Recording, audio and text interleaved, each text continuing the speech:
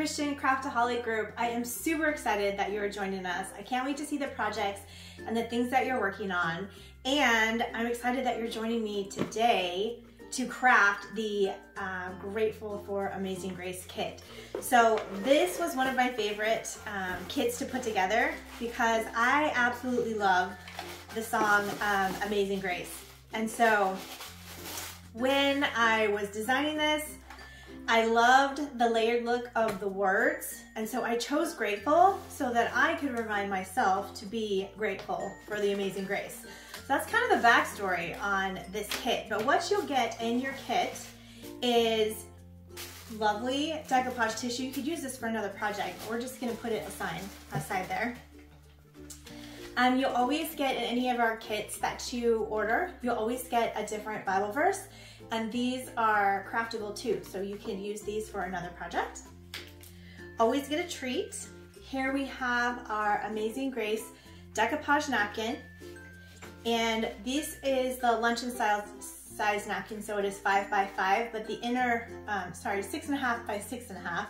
But the inner image is just a little bit smaller because we do get these, we do design and custom print these here in the US ourselves. So we have to make the design a little smaller to fit on there per the printing specs that we have to stick with it. And then you have your sign here. So we're gonna be using this 5 by 5 tile, which works perfectly with the any of the hymn napkins and a lot of our napkins that we carry. Then you'll also have your grateful wooden cutout. And then you're gonna have two little pots here. So this one is just black acrylic paint. And this one looks like paint, but it's not. This is actually the Podge we'll be using with the napkin. And then you also have your jute to hang your sign. So some things that you're gonna want that aren't in the kit. We're gonna need a glue gun for this project so that we can attach the grateful to the actual tile once we're done decoupaging. Some water to rinse your brush between the Podge and the paint. I like to finish my edges with a sanding block. I'll show you another technique as well. If you don't have a sanding block, you can also use a nail file if you have one of those laying around. And also, I like to have, this is a Ziploc bag. You could also use saran wrap or any type of plastic. You could use a grocery bag, any type of plastic that we can put over. We're gonna use this to get the bubbles out of the napkin when we put it on there. So I'll show you how to do that. And then also I like to have some scissors, which I forgot to get out. So those are the things you're going to want to gather along with your kit so that you can follow along. And then if at any point I'm going too fast, feel free to pause, catch up with me. I tend to talk quickly, so I'll try and be mindful. But the first thing that we're gonna do is we're gonna paint the grateful first so that this can dry. And so we'll just start with that. So I'm just gonna just open my little pot here of acrylic black paint. And if you wanted it a different color and you have a different color on hand, feel free to use a different color. I just like the black.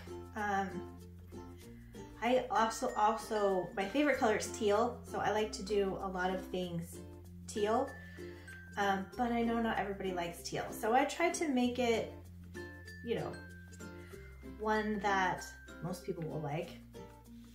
So I'm just going with a light coat, and we're just gonna cover this so that it pops. Like, you could leave it natural and just do it that way, but there's another one I did. This is a different version, but kind of a similar process to what we're doing today. But I just really liked how the black popped, so I'm going with the black. And I'm sure you will have leftover paint to use on something else as well. But we're just gonna go through and just do a light coat. What I love about these wooden cutouts is they take the paint so nicely and they dry really quickly. Now I do have two other words available on the site. You can only get the grateful in this kit, but I also have thankful and blessed on the site until I run out. My supplier isn't carrying these anymore, so I've got to find a different supplier, and I'm kind of sad about that, but I'll keep looking. I thought about getting a laser myself, but I have so much going on, and if you can see the background here, like I've taken up this whole office with napkin storage and papers and our tissue and our packing supplies, and I have stuff in my husband's garage for other products, and if I got a laser, it might cause a divorce, y'all. Like, I don't want to push it. So, and that's just gonna have to be for another time. Plus, it's something else I'd have to learn, and I've already had to learn so much to get to this point with Christian craft paper. I don't know if I have it in me. So I'm just going through and just catching any little pieces that I missed. I'm actually just doing the top, but if you wanted to do the whole sides, if you can kind of see on here, the sides are a little bit darker naturally. So I don't mess with them when I do the painted words. I just kind of do the top and leave it be. All right, I'm just checking to see if I missed any. If I have, as it dries, if I'm seeing any places that the wood is coming through, I'm just gonna touch up those places. Which this brush works really well because it's small, so you can get in the details pretty nice with it. And I do want to make sure that I get all the spots now because I'm going to be switching to Mod Podge with this brush, and I'm going to clean it really well, and I don't want to have to dip it back in the black paint. Alright, so just turning it on different edges to make sure that I don't have any obvious lighter spots showing. And I think that is good. All right, so I've got that one all painted, and I'm going to put that up here out of the way so it can dry, and I'm gonna rinse my brush off really well. Usually I have a paper towel here as well. I did not tell you to get that, but that way I can reuse my brush in the Mod Podge. And just want to make sure you get all that black paint out. So we don't want any of that shining through. Close the black before I spill it, because you know that's gonna happen if I don't.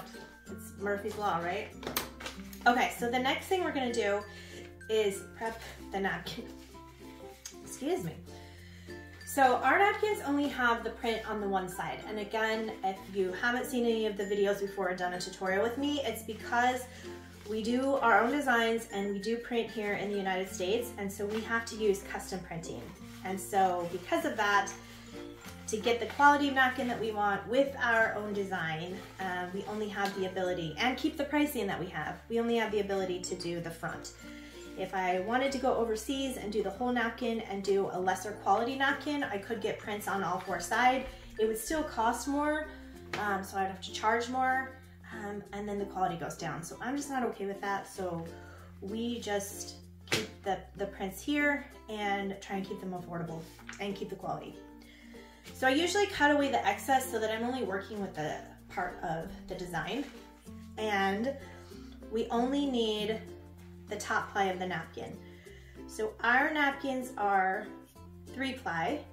And so typically I always say, this is the hardest part of the craft sometimes, is getting the top ply. And you'll know you have the top ply because it will be practically see-through. It'll look really thin.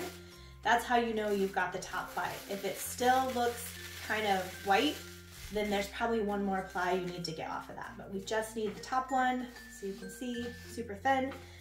And then I have the other two here, we're just gonna put aside. So the next thing we're going to do is we're going to tack our napkin on here. So a little trick that I have learned when doing signs is not to cover the whole thing with Mod Podge, because what tends to happen when you do that is you get a lot of wrinkles. So what I like to do is do a thin coat down the middle, and then I'm gonna line up my napkin where I want it, and then work the rest. So I'll show you how to do that. So we're just gonna do a thin coat with our Mod Podge right down the middle. We don't need a big old blob or anything, but just a nice like 1 inch type, maybe 1 inch wide. And I am gonna put a little on there because with this fan I have going on right now, it seems to be drying super quick. We can't have that. Okay, so then I'm gonna lay my napkin down and I'm gonna actually do this reverse. So I'm going to figure out where I want it centered, and I'm going to just push it down on that and then flip it over. And this allows it, light feather strokes, we're not pushing out wrinkles yet, but this allows it so that my design is centered without having to hover the design and catch it on it and then rip it back off and maybe rip my napkin. This seems to be the easiest way that I have found to get it centered with the least amount of hassle. So from there, I'm just gonna gently tug back to where it is attached, and I'm gonna work out with more Mod Podge. So go right up to that seam and just pull it out. And again, we're only working like 1 inch at a time. And try to do it in as straight as a line as you can. Again, light feathers as I work it out. And I'm just gonna keep working and go right over your hole. I'll show you how we're gonna punch that through here in just a second.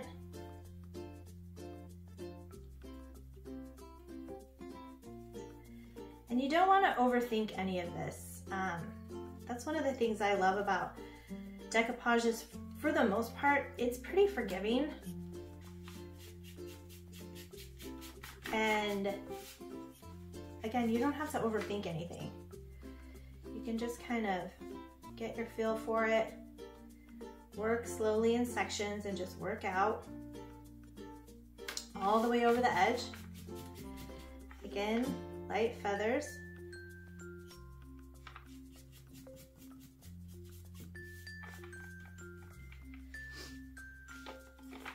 And then I'm gonna flip it around and I'm going to do the other side.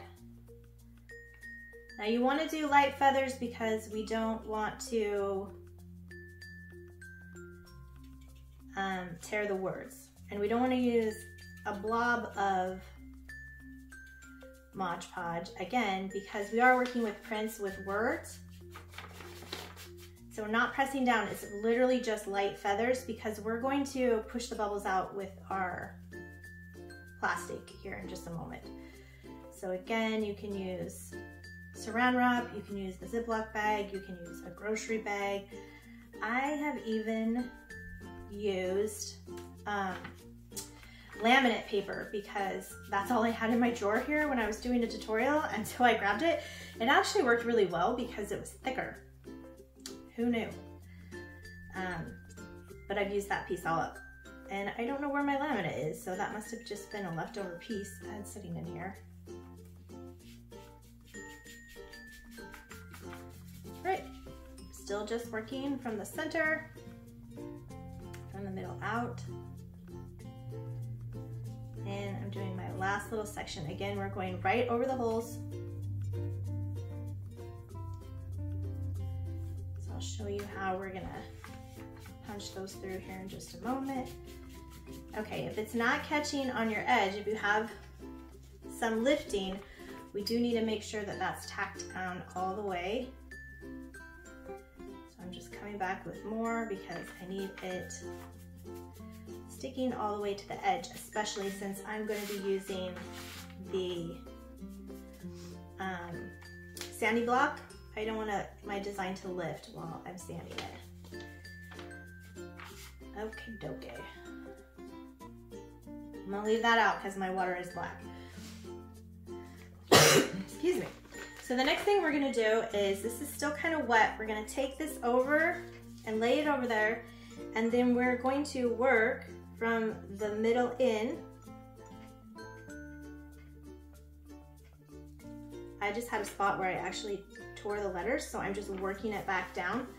So work from the center out, and we're just pressing out all of the bubbles in it, all the way to the corner. And when I use these, I like to slide it off. If I pull it up, sometimes it sticks. Whoops. And I don't want that because it could stick to the paper and pull my design up. So for now, basically this is what we have. So the next thing I'm gonna do is, while this is still wet, I am gonna rinse my brush off a little bit. And since I don't have my paper towel, I'm just gonna use the napkin that I didn't use. Just wanna clean that off. We're gonna take the pointy end, and you wanna punch this through from the front. If we punch it from the back, then our napkin is gonna kind of come out at us, and we don't want that. We want a clean hole. So I'm just gonna take it and I'm gonna punch through and just kind of wiggle it, and then gently pull out, and then you can see I get a nice clean circle. And I'm gonna do the same thing. Again, I'm just taking it, punching it through, and these get bigger as you go up, so you can, and then I'm just kind of spinning it and then gently pulling out, and then I've got my nice 2 holes so that my jute will go through there. And there we go. So we are done with the Mod Podge for now. What you can do, if you have time for it to dry, which I don't want you to have to wait for me to let this dry, but to seal it, you would let this completely dry and then put another coat of Mod Podge, but it does have to be completely dry or it will pull up. So that's like leaving it maybe for an hour or so. And so I'm not gonna seal this one for the video, just because I don't want you to wait for me to have to dry it. And I don't think I have my air dryer in here now. So if you want another coat to make sure that you can wipe it down or stuff like that, then you can seal it. But we're just gonna move on. And then I'm taking my sanding block and I'm sanding away from me. You don't wanna go back and forth because again, you could lift the napkin design off. So I'm just going down and away from me. Now, if you don't have the sanding block, there's another way to do it. You can take your brush and you can take just a little bit of water and you can run along the inside of it and you can actually just tear it. And it'll tear. You can tear it right along. Use your finger and see how that's tearing right along. And then if you have any of these little edges, you can just come back through with your Mod Podge and paint them down. So if you don't have a sanding block, don't worry. I just have a sanding block in my craft drawer, so it's a little bit faster. And then again, if you have a nail file, that'll work great. And if you don't, just use the water and tear it and then just come back through and use your Mod Podge to clean up that edge.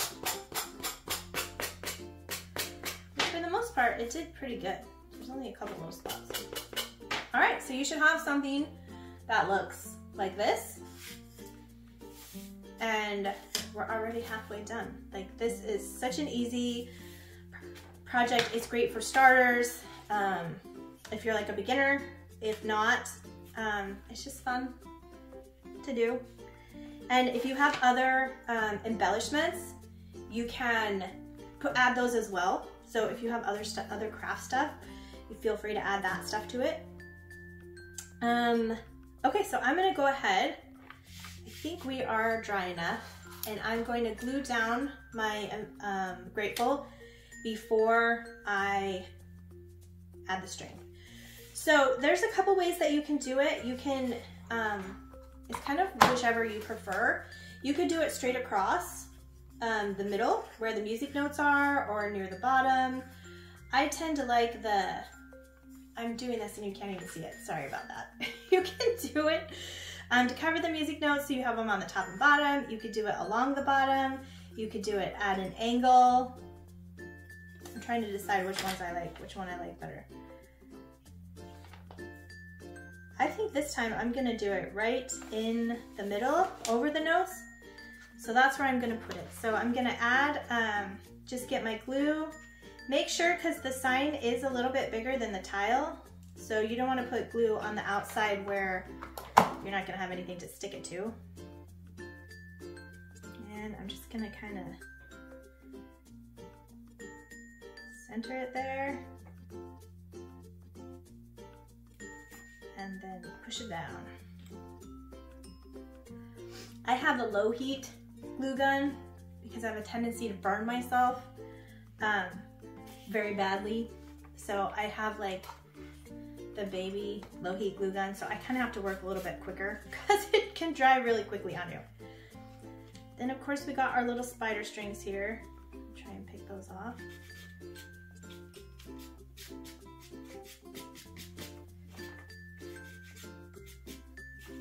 Alrighty. So you can see I have mine in the center there. Probably should have moved it a little over to the right, but you know how it goes. And then the last thing we're gonna do is just put our jute through here so that we can hang the sign. So you can adjust this to however low you want the rope. You are probably gonna have to do 2 knots, do a double knot so that it doesn't pull through the hole. And then again, I'm just gonna do that on the other side. You'll wanna decide how long you want the string before you tie the knot. Which is nice is if you need to adjust it later, you can always just untie the knot and readjust it.